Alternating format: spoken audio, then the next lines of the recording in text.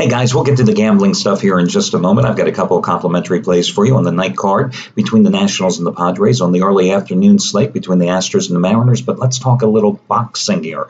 As I've told you in the past, in my previous life, when I was a reporter, when I used to be a managing editor of a national sports wire service for about 8 years, I also covered the boxing beat, every major fight in the late 80s, early 90s. I was covering.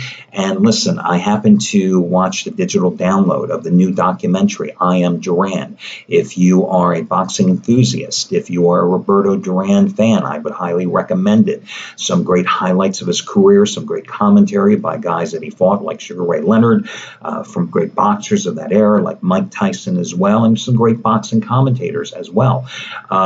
Just a couple of observations I wanted to pass on to you. The first fight that my dad ever took me to was the 1980 Leonard Duran fight. And of course, you know, my love of boxing was really instilled with watching boxing with my dad back in the 70s, growing up as a little kid. You know, back in those days, Saturday and Sunday, you'd watch Wide World of Sports, commercially free TV on ABC, and you'd see all the great boxing for free.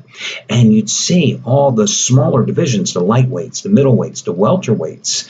And you'd see all these guys, and you always see Duran when he was at the peak of his powers, when he built up that reputation as the guy with the hands of stone, just dominating the lightweight division. Of course, as I was going to say, the first fight that my dad ever took me to, 1980, the first Duran-Leonard fight.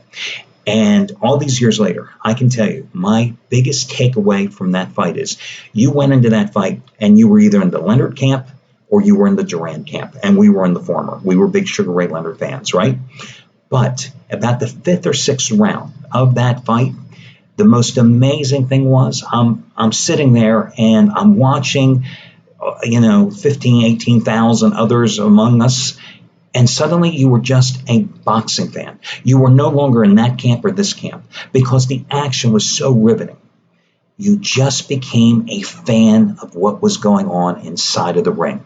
And even when the decision was announced and it went in favor of Duran, you didn't care because the action was just tremendous and you witnessed something great. Now, of course, 5 months later, you were left with a sour taste in your mouth with the No Mas fight when Duran quit. And we know how that story turned out. So, fast forward a number of years. Duran just did nothing with his career. Just horrific performances, right? 1989, I'm getting ready to leave the business. And Duran is fighting in Atlantic City. And he's fighting Iran Barkley, who had beaten Tommy Hearns a few months earlier to claim the middleweight championship. And in Atlantic City, it's February of 1989. I happen to get press passes for the fight. I'm going down to cover it. There is a blizzard in Atlantic City, But I got my father an extra press pass, and I took him down to go to the fight. And I thought, hey, it's Duran. He's well past his prime. I thought it would be a kick to take my dad down to sit at ringside for a fight. So we go on down, and I'll never forget, we're driving through a blizzard in Atlantic City, and I'm going, this is just crazy. And you didn't expect much. You know, Duran is like 37, almost 38 years old. We're back in the press area, and we're back at Atlantic City Convention Center, I believe it was. And all of a sudden, coming out in the backstage area, I happened with my father to see Duran and his entourage coming through. And Duran comes through, and he has that look on his face like he wants to kill his mother. And my dad and I look at that, and I'm going, he's actually taking this fight seriously. And he's going by, and I see his robe open up, and I don't see a 37-year-old guy that I've seen in recent years who has this bloated middle and all this flab on him.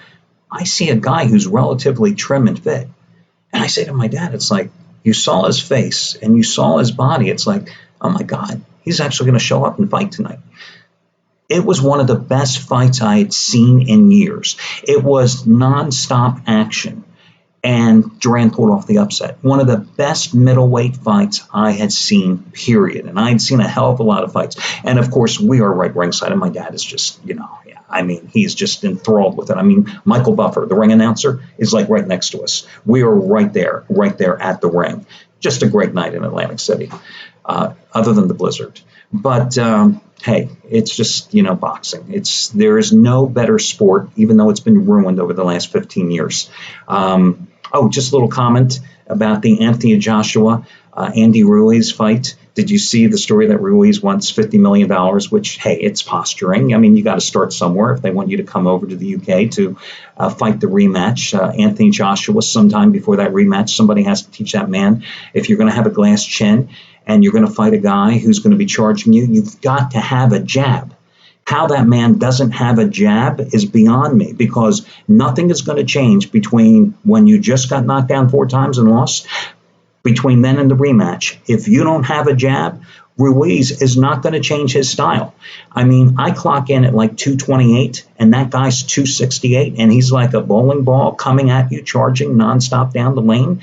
And you see he's got fast hands. And even though he's not like, well, let's use a baseball analogy. Like, he's like the Bartolo Colon of the heavyweight boxing. I mean, he's like somebody that you should idolize if you're 40 and overweight. But the fact is, the guy has stamina for his size, and he's just going to keep charging at you. But if you're a guy without a jab, you're going to be defenseless again. I mean, when you think about jabs, and especially in the heavyweight division, I mean, there's 2 types of jabs. Go back in time. Larry Holmes, one of the best jabs in the business, kept guys at bay. You got to keep guys at bay. Muhammad Ali, great jab. Used his jab to keep guys at bay, but also to rack up points. Some guys use their jab to keep hard chargers at bay. Other guys use their jab to accumulate points to impress judges. You've got to have a jab to keep those guys like Ruiz off of you, because Ruiz is going to absorb the punishment and keep coming in and charging. And if you've got a glass chin like Joshua obviously has, you got problems. And it just amazes me at this point in his career that nobody has taught this guy, hey, get a jab, because if not, boom, it's going to come right in your face. What's the definition of sanity? Doing the same thing again and expecting different results? Same thing in that rematch. Okay, let's get to your complimentary plays on the nighttime card. I'm going to take a shot with the Washington Nationals, who surprisingly are playing good ball. They've won 9 of their last 11 games. It's been feast or famine. In the 9 wins, they've scored 92 runs, or 69 runs. In the 2 losses, they've scored only 5. They're going with Patrick Corbin, who's coming off his worst performance of the season at Cincinnati, 2.2 innings of work in which he gave up 8 runs on 11 hits. In the game prior, however, at home against Miami, a 4-hit shutout. Now, has he pitched better at FedEx Field in Washington than on the road? Absolutely. In 6 home starts, he has a 2.32 earned run average, as opposed on the road, where he has a 4.96 ERA in 6 outings. Pitched well as a member of the Diamondbacks last year against San Diego. Naturally, he's a member of an NL West contender. He faced them more often in 3 starts against San Diego a year ago, a 3.18 earned run average. The Nationals back on the road again after beating the White Sox twice the past 2 days in a short home series, 6-4, 9-5. The Padres losing 2 straight to the Phillies the past 2 days. They've lost 7 of the last 10. Joey Lucchesi is going for them, 2.49 earned run average in his last 4 starts, but keep in mind, his first 7 of the season, he had an ERA of 5, beaten up by the Nationals in Washington in the April 26th start, 4 innings, 9 hits, 5 runs allowed.